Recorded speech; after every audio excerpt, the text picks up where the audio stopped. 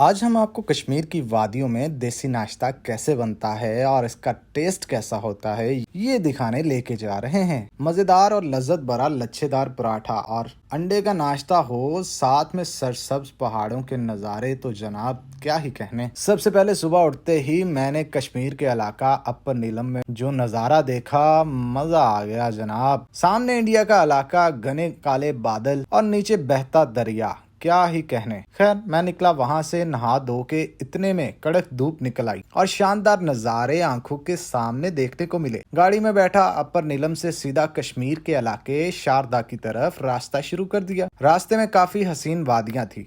I know you told your friend you're not okay, and tell me what's wrong and why you never said you felt that way. Guess you're trying to stay strong and fake a smile until I look away. But I've known you too long, it hurts to watch your blue eyes fade to gray as you fade away,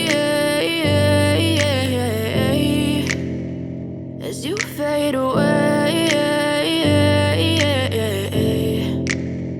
Yeah, I'm about to fade away, cause every time I wake up I feel like it's Monday. Something's going wrong with all the chemicals up in my brain. All of a sudden I don't look at anything the same way. Gotta build up of my thoughts sitting in an ashtray. I'm sorry that I'm so जहाँ खूबसूरत घर बने हुए थे। 3 घंटे की तवील मुसाफत के बाद मैं शादरा के इलाका में पहुंचा तो मकामी लोगों ने कहा, अच्छा नाश्ता करना है तो पुल के पार गाड़ी ले जाओ। वहां जेट स्कीज भी मौजूद थीं। मैंने अल्लाह का नाम लिया और खतरनाक मोड़ काट कर गाड़ी पुल पर चढ़ा दी। दोनों तरफ गहरा दरिया, तौबा तौबा करते गाड़ी को तंग पुल से पार किया। खैर पुल की दूसरी जानब फुल नजारे थे। नाश्ते के लिए टेबल्स और चेयर्स ग्लेशियर से आते ठंडे पानी में लगाई गई थी। मैंने गाड़ी साइड पर लगाई और सीधा नाश्ते वाली दुकान पर गया। ऑर्डर देते ही मैंने दूसरी जानब देखा तो वहां पर जेट स्कीज भी मौजूद थीं। शांत दरिया में जेट स्कीज भगाने का भी अपना ही मजा है जनाब। मैंने भी जाकर राइड ली। इतने में नाश्ता भी तैयार हो रहा था।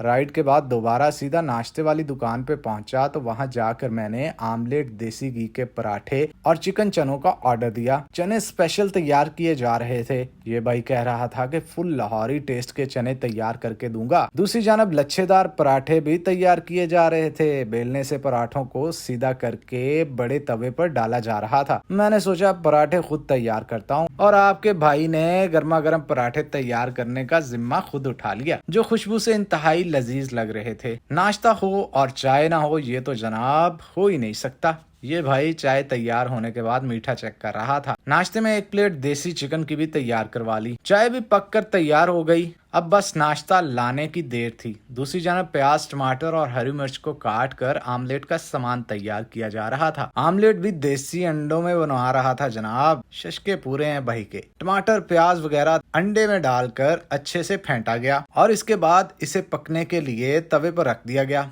आमलेट और दूसरा सामान थोड़ी देर में तैयार हुआ तो ये भाई नाश्ता लेकर सीधा मेरे टेबल की तरफ आने लगा। नाश्ता करते हुए ये नज़ारे हों तो नाश्ते का मजा कैसे ना आए जनाब। आमलेट, लच्छे वाले पराठे, चने सब टेबल पर आ चुका था। सबसे पहले मैंने पराठे के साथ चिकन चने टेस्ट किए जो वाकई लाजवाब थे। इसके बाद आमलेट की बारी थी जो काफी लजीज था। इतने में प्यास लगी तो बोतल की चुस्की भी लगाई जनाब। ओहो, मैं तो भूल गया था, नाश्ते में दही ना खाऊं तो मजा ही नहीं आता। नाश्ता करते हुए ठंडे पानी की लहरें पैरों को आकर छू रही थी, जिसका एहसास जनाब मैं लफ्जों में नहीं बता सकता। पुरसकून माहौल था। वहाँ सूरज निकला हुआ था, दरिया का ठंडा पानी, इसमें चलती कश्तियां और सरसब्ज दरख्त, वाह क्या कहने। आखिर पर कुछ देर बाद हमने गर्मा गर्म चाय पी और फिर वापसी।